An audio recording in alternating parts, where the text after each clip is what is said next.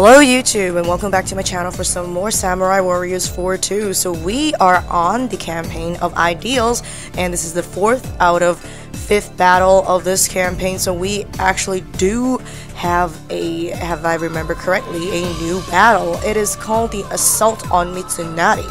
As you can see from the, this description, or maybe people can't read Japanese, it is actually Kiyomasa and Masanori attacking their ex-comrade.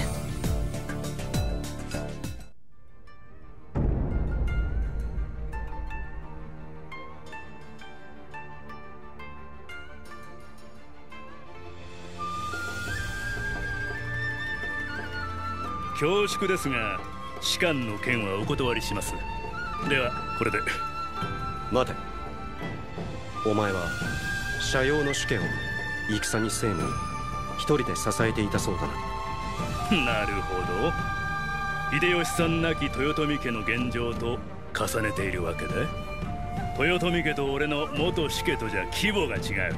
到底支えきれませんよ。それに清正さんや正則さんの代わりは荷が重い。6は2万石出す。ご冗談を。あんたの6は確か4万石。俺の2万石さっ引けばあんたの取り分は2万石になる。主君と家臣が同力だなんて聞いたことないね。なぜ言わないんです？俺を助けてくれと。だから清正さんや正則さんと仲違いしちまった。違いますか？サコン、俺を支えてくれ。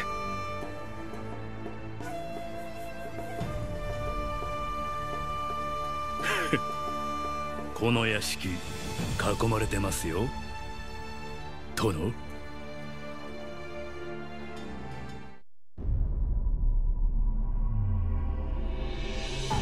三成らの尽力もあり、秀吉は九州を制圧。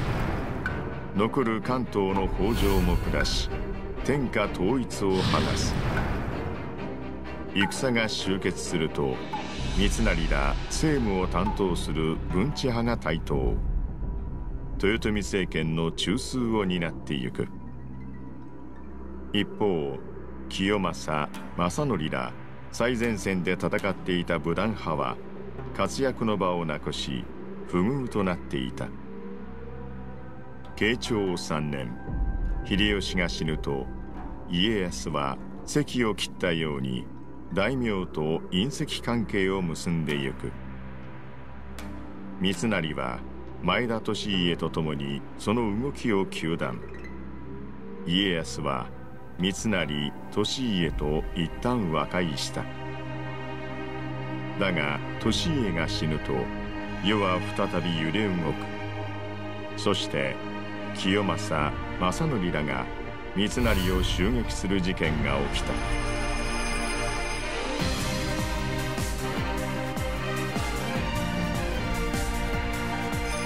理想の将、三成襲撃事件。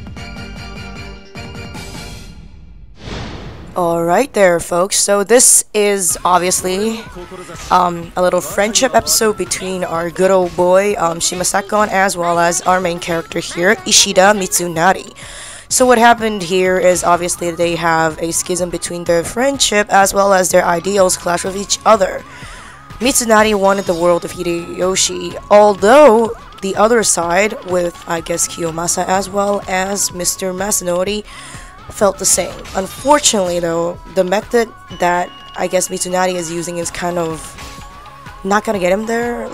Let's be honest, he is a overly proud little guy, although he's very talented even in history.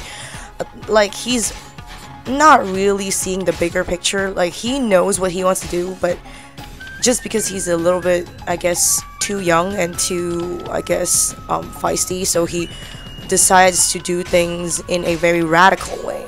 That's the only reason that probably brought him to his downfall in the final Sekigahara battle.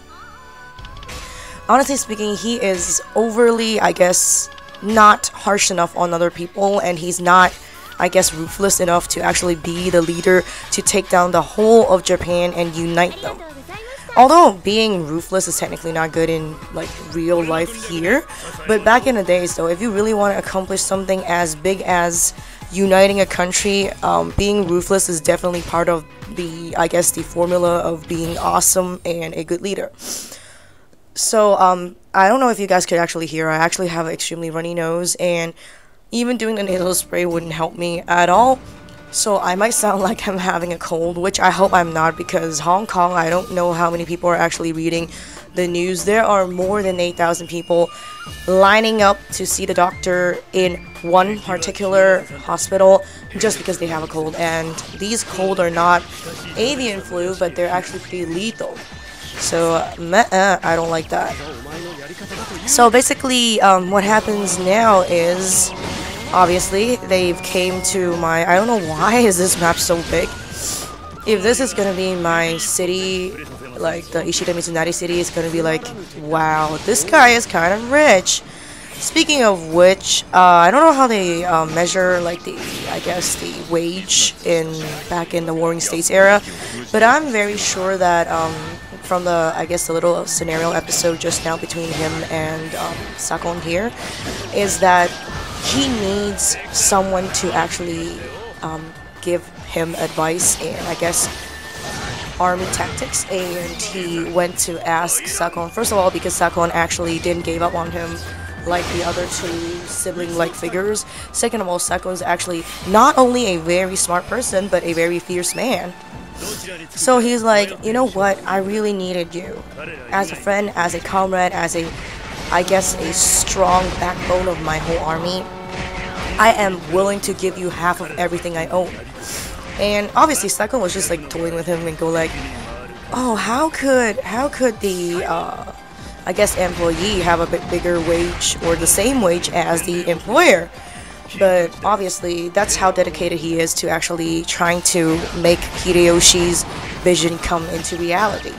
Just like I said, it's like if it's in any other real life situation in, I guess, the modern days, I guess it's not bad to be like Mitsunari. You can be a little bit overly too proud, sometimes arrogant, and like when you're not listening to your friends and family, being a bit ignorant doesn't hurt you as much as back then, because back then though, it is a, I guess, a almost close to cannibalistic society when everyone has their own little thing going on within them, and like that's the only reason why it caused the whole country to go into warring states.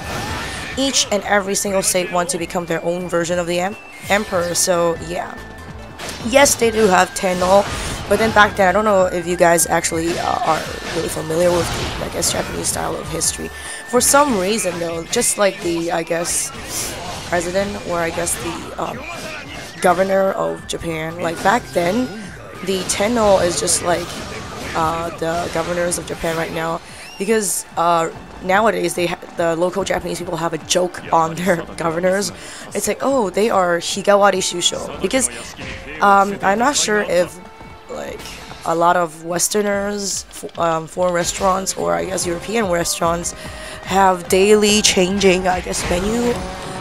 The word Higawari means changes daily, and then Shusho actually means the governor. So basically, I guess the president slash governor is like a daily changing menu. That's how frequently in the modern days they actually change their, I guess, top-notch governing position.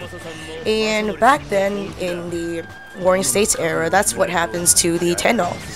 First of all, there ain't no good doctors. If something just went down, like in, I guess, the health department of the governor, or like the, I guess, the emperor at that time, you sir, unfortunately, you're just gonna die. And then, because every single Tenno, like the Emperor of Japan, actually had a, I guess, a special title to them, like, just like, I guess, it actually helps to name the era, the year of the, I guess, the year of the country.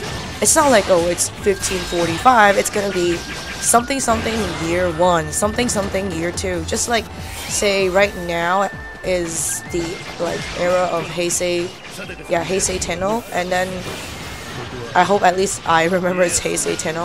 It's like say I guess it's 15 years in of his regime. It's gonna be Heisei year 15.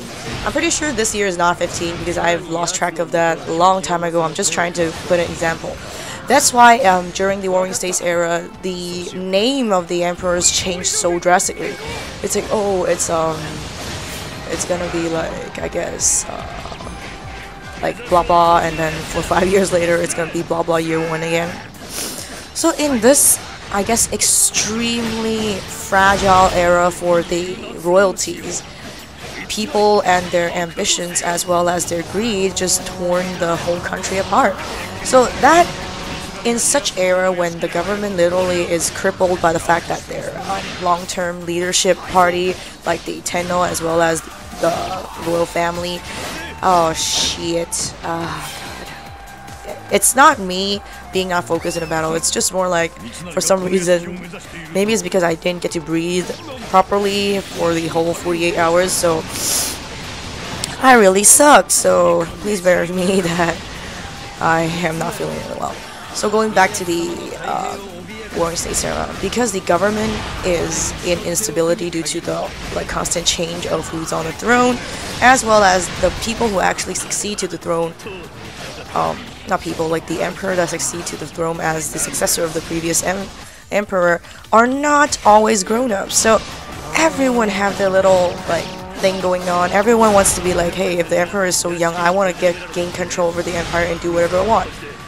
So yeah, that's one of the cause of the Warring States. And plus, before that, it's like the shogun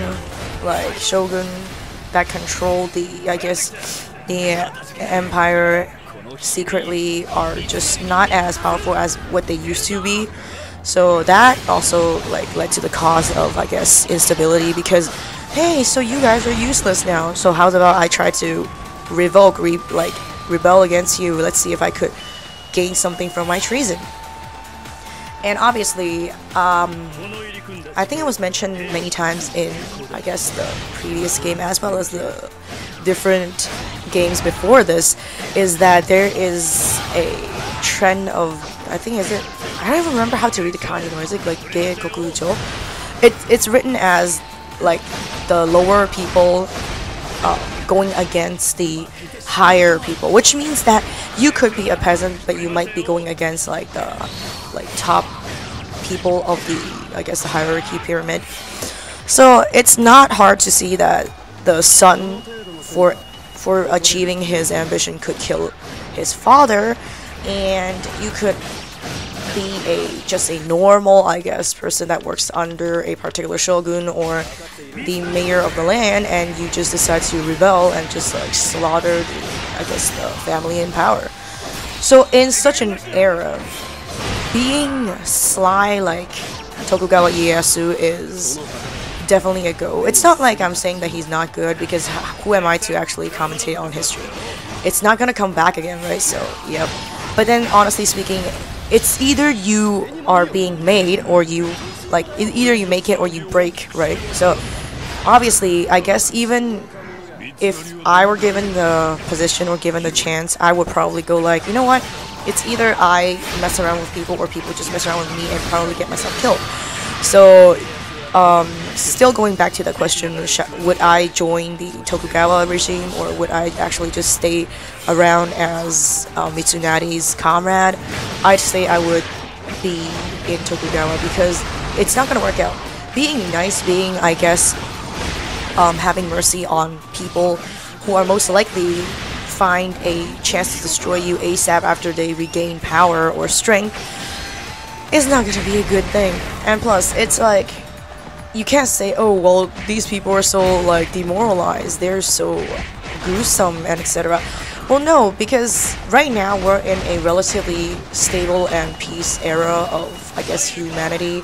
Yes, you may argue with me, there are terrorism and etc., but the problem is, compared to what these people are facing back in the days, as well as, I guess, all over the world, just like the Three Kingdoms era of China, the, I guess, Industrial Revolution, the French Revolution, the all sorts of revolution, the medieval, witch hunt, everything. Like, history tends to repeat itself. And then we have the modern days First World War, we have Civil War in different countries, we have Second World War and Cold War, which is one of the wars that actually did not cause as much destruction. Of course they did, in very, I guess, elusive ways, but that's how things work.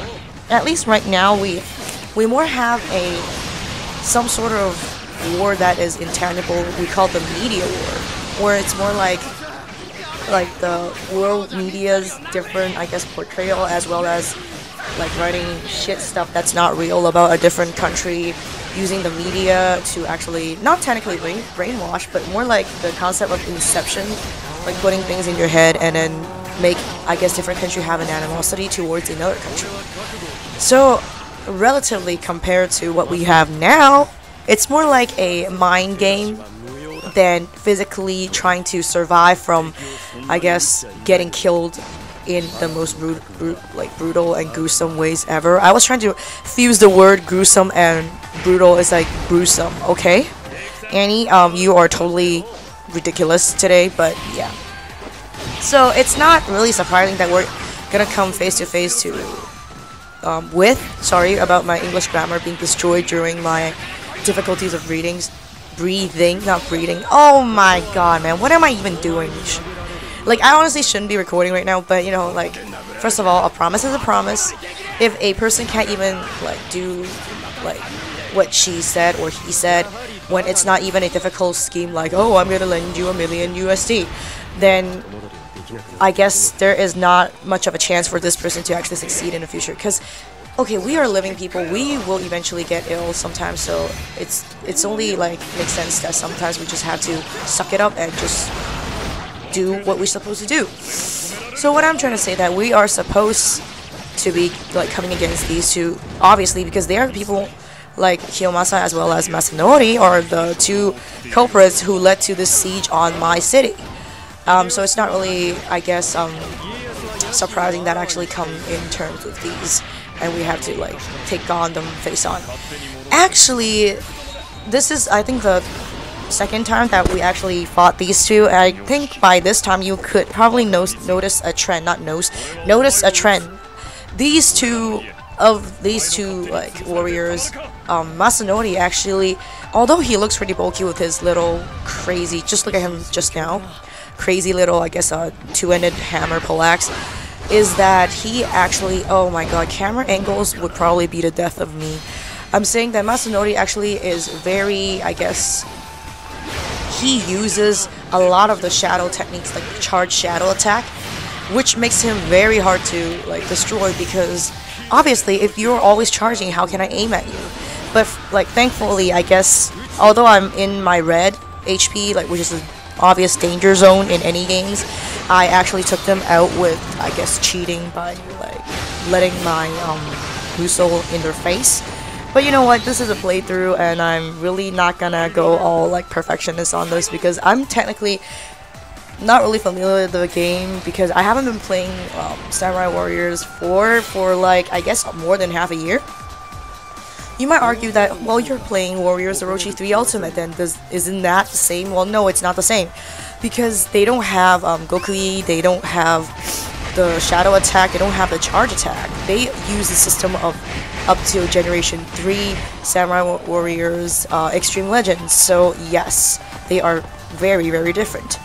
So coming back to, I guess, history and my, I don't know, probably that particular viewer was like, hey, you've been talking about this for a long time, why are you still discussing it? It's mainly because I'm a little bit like sentimental towards, I guess, history, because I like literature and a lot of stuff.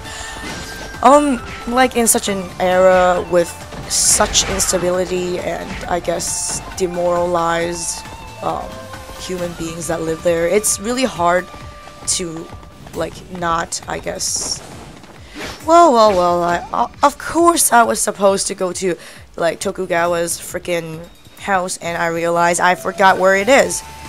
Damn it. Oh god. Oh man. I was trying to, you know, press the button to switch characters like I always do and mess it up. What I'm saying that is, I guess Mitsunari could be a very, very, I guess, successful person in the modern days, and people will not really favor over Ieyasu that much because of what he does and how he does his things. So if you put into perspective what is happening in the era back then when they were alive, I guess it's only smart to do what, I guess, Masanori and Kiyomasa did. Although you may say, hey, but those mofos actually betrayed the trust of Hideyoshi. Technically, they didn't. See, I told you, I always lost my way when I'm on track of finding a particular person. So I guess if you actually put into a deeper perspective, actually Kiyomasa and Masanori are just doing what is right to actually help make Hideyoshi's world come in reality. First of all, unite and yes, work harder in, I guess, Ieyasu's campaign, and then rise into a higher position to actually get a say and change how Ieyasu does things. It might not be mentioned in this particular playthrough, but it's in the 4.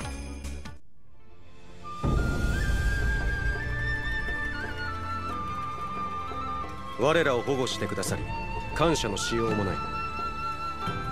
三成殿、我らは亡き秀吉様より太平を預かった身。その太平を子飼いが壊しては返す言葉もない。清正らにはわしからもよう言っておき申す。ともあれ無事でよかった。重ね重ねのご厚意痛み入る。では我らはこれにて失礼する。災い転じてなんとやら家康にこれほど接近できる機会はもうない。殿、今こそ俺にお命じください。家康の首を取れと。俺は家康に助けてもらった。騙し討ちなどできぬ。それにここで家康を撃ったとしても俺はお前を失うことになるだろう。そんなことを言ってる場合ですか。今を逃せばもう二度と。この話はこれで終わりだ。家康とは日を改めて堂々と雌雄を決する。やれやれ、仕方のない個人だ。You see, that's the reason why he met his downfall, because he is too much a overly moralistic man that he wants to do things fair and square. But like I've mentioned, a lot of things can't be fair and square, not only just in the ancient times as well as in real life. It's I guess the sins of humanity that sometimes we just can't do things like what is supposed to be, as in the, I guess, good karma method. So next up it's going to be Sekigahara, and I'll see you guys in the final battle. Peace.